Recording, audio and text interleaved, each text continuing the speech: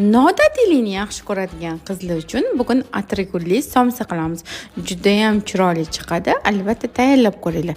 Nachinkasiga qiyma, piyoz, kartoshkani aralashtirib yubordim. Zira va tuzli sovarasizlar tabiiyligiga qarab. Xamiriga menda yufkani shunaqa tayyor somsa xamirlaridan foydalandim. Qavatlari zo'r bo'lib ochilib chiqishi uchun yufkadan foydalanaman. Sababi juda ham slayonni va zo'r og'zingizda erib ketadigan somsa bo'lib chiqadi. Xamirlarni xuddi somsaga qilgandek kesib olamiz va yoyib o'rtasiga nachinkani solib 4 ta yonini shunaqa kesib olasizlar.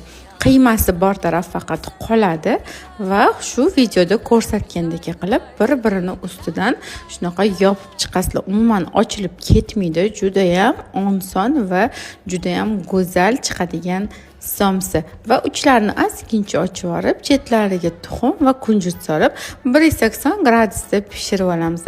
Hammaga yoqimli ishtaha.